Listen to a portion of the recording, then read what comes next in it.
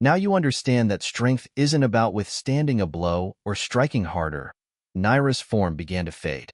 It's about learning from every exchange, adapting not to dominate, but to comprehend. The observers will withdraw. Our role is complete. Diana watched as delegations from various species began forming new alliances, sharing technologies and insights gained through their matches. The simple bar game that had started with a challenge between a human and a Craxian had evolved into something that would reshape galactic society. Ready to go home? Marcus asked, closing his holoscreens. Diana smiled, touching the sphere that had started her journey, now transformed into a repository of shared knowledge and experience. No, I think we're all ready to go forward. Across the galaxy, the message spread. The game that proved humans were fearless and cunning had become the catalyst for a new age of cooperation. Species that once fought now learned from each other, turning competition into collaboration, conflict into understanding. And in bars across the cosmos, the tradition continued, not as a test of strength, but as a celebration of adaptation and unity. Hit me first became not a challenge, but an invitation to learn, to understand, to grow.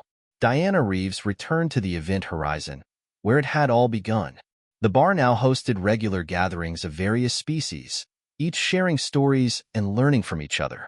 The simple game had evolved into something far more significant, a testament to humanity's greatest strength, the ability to turn any challenge into an opportunity for understanding. The galaxy would never be the same, and that was exactly what the first ones had intended all along. The matches began. Pairs of champions faced off in contained fields, each impact teaching something new about their opponents. Diana watched as a Craxian warrior learned to modulate its crystalline frequency to match a Nayari's strike pattern. A Volturi champion adapted its armor in real time to counter a Centaurian's multiple attacks. When Diana's turn came, she faced a towering Methalloid, its gaseous form contained within an environmental suit. Their exchange of blows became a dance of adaptation, Diana learning the pressure points of gaseous biology while the Methalloid learned the limits of solid matter. But as the tournament progressed, patterns emerged. Each match forced opponents to understand each other, to adapt not just to win, but to survive. The violence bred knowledge. The competition fostered comprehension. That's when Diana realized the truth. It's not about the fighting, Diana announced in the Champions Ready Room, addressing competitors from across the galaxy. It's not even about the spheres. Look at what's happening, really look. She gestured to a replay of recent matches. Every hit we land teaches us something. Every blow we take shows us how to adapt. We're not fighting, we're learning, evolving, together. Zenith's crystalline form resonated in agreement. The humans are correct. My species has developed 12 new resonance patterns since the games began. Adaptations that would have taken generations through natural evolution. The Methalloid champion's suit hissed as it adjusted its internal pressure. Our atmospheric requirements have shifted. We can now survive in a broader range of environments. Understanding rippled through the gathered champions. The tournament wasn't a contest for ancient power. It was a catalyst for cooperative evolution. Diana turned as Naira materialized in their midst. That's it, isn't it?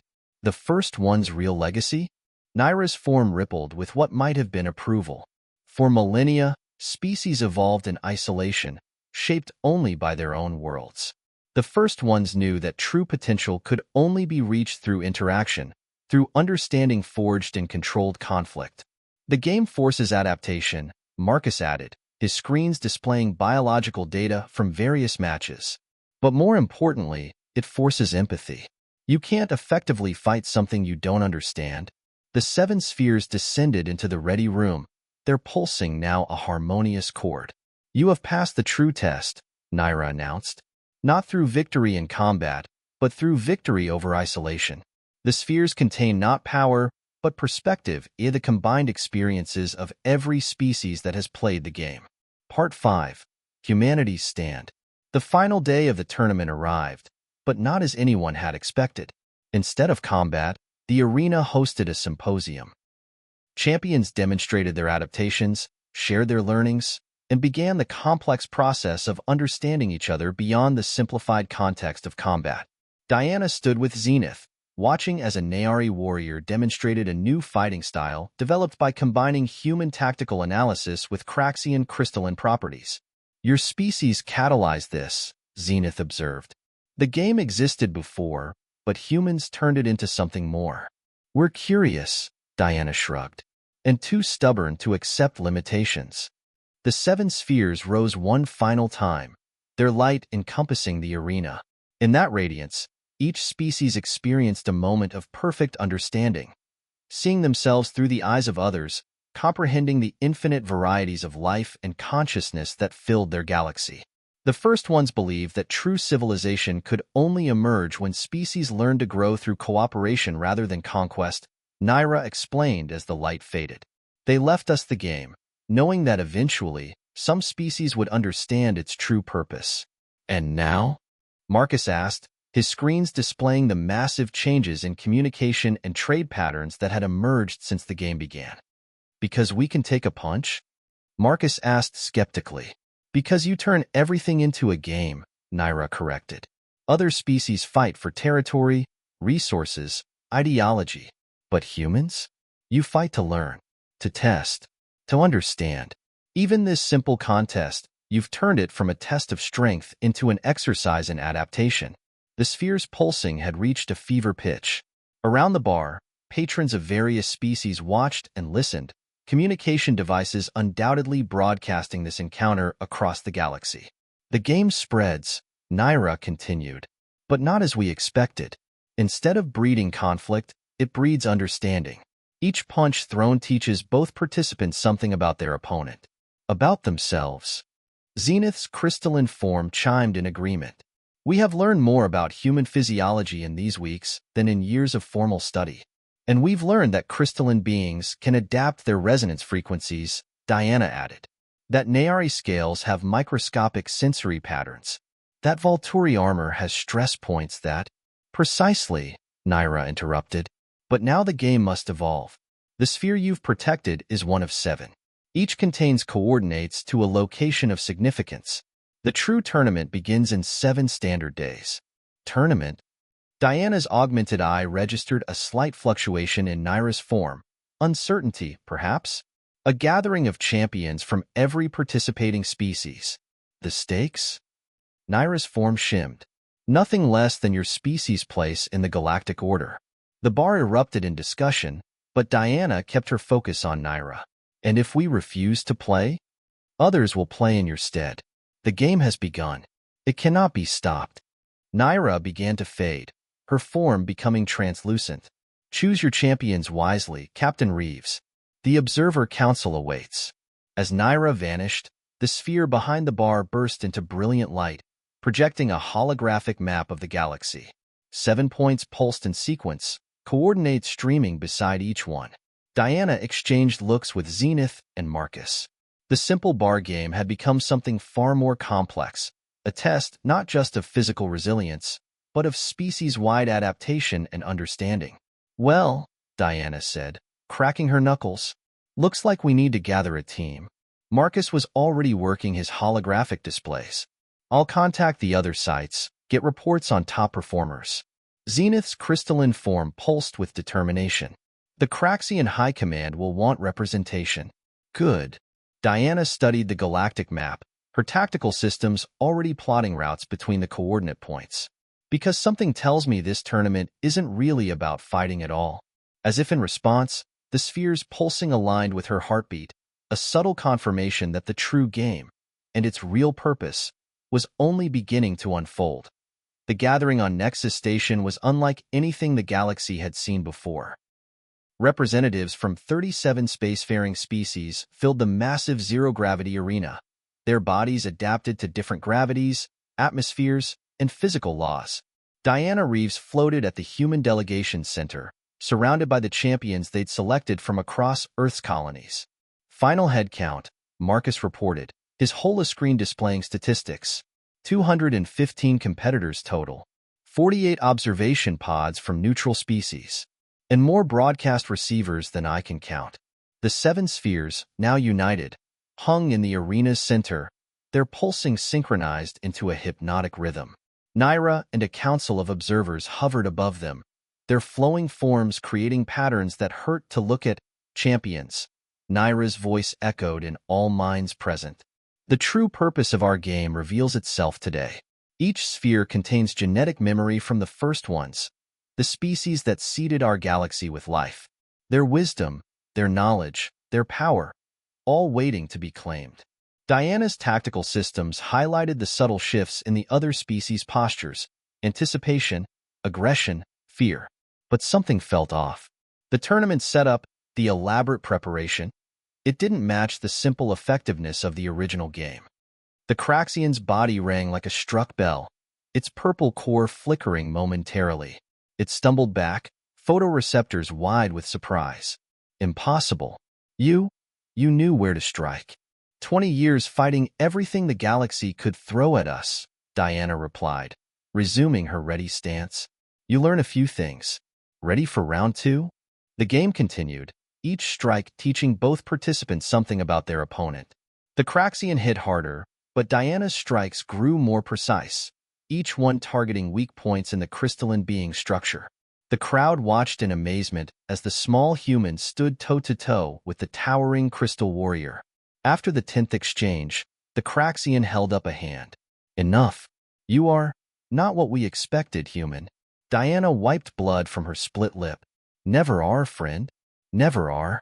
But as the crowd began to disperse, a new figure appeared at the bar's entrance.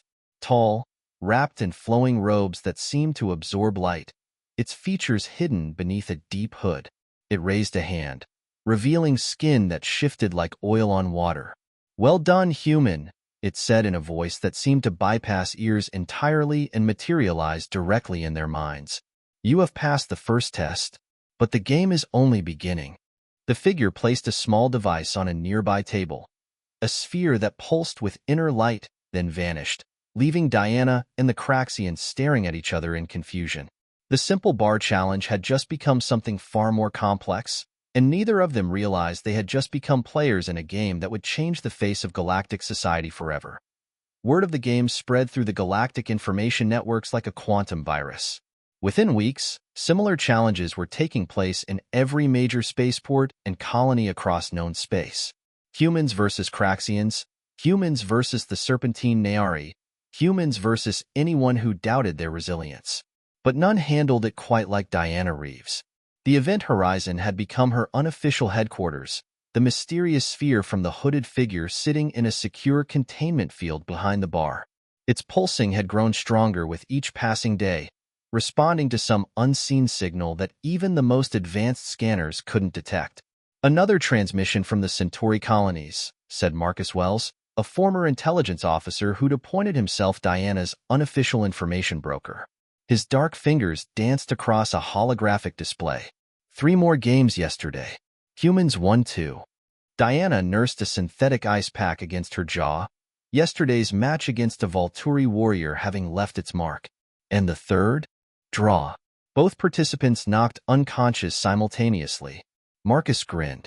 Making us proud out there. The bar's door chimed, admitting a delegation of Craxians, including Zenith, Diana's original opponent who had become an unlikely ally. Their crystalline forms had been modified with new resonance dampeners, adaptations developed after their encounters with humans. The Archival Council is concerned, Zenith's translated voice chimed. More species are developing countermeasures. The game evolves too quickly. Diana studied the sphere behind the bar. Its pulse had quickened at the Craxian's arrival. That's what we do, isn't it? Adapt. Evolve. Push limits. Perhaps too well, came a new voice, smooth as liquid nitrogen. All heads turned to see a tall, elegantly dressed woman gliding through the crowd. Her skin had the same oil-on-water sheen as the hooded figure from weeks ago, but where that being had hidden itself, she displayed her alien nature proudly. I am Naira, she announced, her words appearing directly in their minds. Observer first class. And you have all exceeded expectations. Diana stood, tactical systems automatically scanning the newcomer. Her augmented eye registered nothing, as if Naira wasn't truly there. You're with the one who left this? She gestured to the sphere. The catalyst? Yes, though it was merely a tool to observe your potential. Naira moved closer, her form seeming to shift and flow. For millennia, we observers have watched species rise and fall. Most follow predictable patterns. They develop technology, expand, eventually destroy themselves or stagnate. But humans, she turned her iridescent eyes to Diana. You fascinate us. The challenge in Nova Terra. The neon signs of Nova Terra's largest spaceport district painted the rain-slick streets in a rainbow of artificial colors. Captain Diana Reeves sat at the worn bar counter of the Event Horizon, a notorious establishment where species from across the galaxy came to drink, deal, and occasionally start trouble. Her scarred knuckles wrapped around a glass of Earth-imported whiskey, a luxury she allowed herself on the anniversary of her retirement from the Space Force. 20 years of defending human colonies from pirates and handling first-contact situations had left their mark on Diana. Her dark skin bore the subtle sheen of military-grade dermal reinforcement, and her right eye gleamed with the faint blue tint of tactical augmentation. She had chosen to keep her enhancements after retirement. In the frontier colonies, you never knew when you might need them. The bar's atmosphere shifted as 3 Craxians entered. Their towering, crystalline forms drew immediate attention, light refracting through their semi-transparent bodies in complex patterns. The Craxians were known throughout the galaxy as warriors, their silicon-based biology giving them natural armor and tremendous strength. They were also known for their supreme confidence in their physical superiority over soft-bodied species. The largest Craxian, its core pulsing with deep purple light, approached the bar. "Serve us your strongest synthetic ethanol," it commanded in the clicking language of its species, translated by the bar's ambient field. Its faceted head turned toward Diana, photoreceptors focusing on her military-grade augmentations. Well, a human warrior. How quaint. Diana took another sip of whiskey, deliberately slow. "Something on your mind, friend?" The Craxian's crystalline structure vibrated in what passed for laughter among its kind. "We have heard stories of human resilience, tales of your species surviving situations that should have destroyed you. But looking at you now," it gestured with a crystalline appendage. "So fragile." The bar had grown quiet. Other patrons, humans, aliens, and everything in between, watched with interest. These confrontations had become more common since humanity's rapid expansion into the galaxy, but they rarely ended well. Diana set down her glass and turned to face the Craxian. "Want to test that theory?" The Craxian's core pulsed brighter. "You challenge me, soft flesh?" "Better idea." Diana smiled, the expression more predatory than friendly. "A game. Your kind enjoys tests of strength, right? Hit me. Then I hit you. We alternate. First one to yield loses." The bar erupted in murmurs. The Craxian's crystalline body chimed with amusement. "You cannot be serious. One strike from me would shatter your bones." Diana stood, her augmented eyes scanning the Craxian structure, identifying stress points and resonance patterns. "Try me." The Craxian consulted with its companions, their bodies chiming in their native communication. Finally, it turned back to Diana. "Very well, human. Your funeral ritual will be interesting to observe."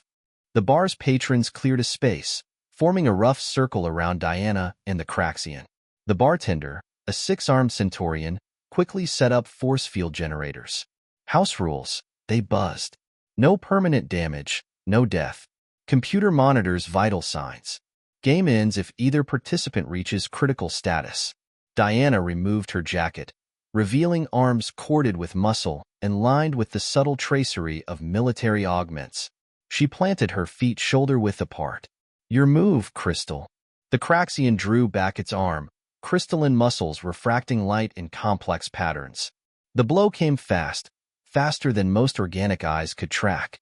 But Diana saw it coming with her augmented vision, her tactical systems calculating force and impact trajectory. The strike connected with her jaw, sending her head snapping to the side. The bar collective gasped, but Diana merely worked her jaw, spat a bit of blood, and smiled. "Decent warm-up. My turn." She had spent the moments after the impact analyzing the Craxian's crystalline structure, identifying harmonic frequencies and stress points. When she struck, it wasn't with brute force. It was with precisely calculated impact, targeting a resonance point that sent vibrations through the alien's crystalline form.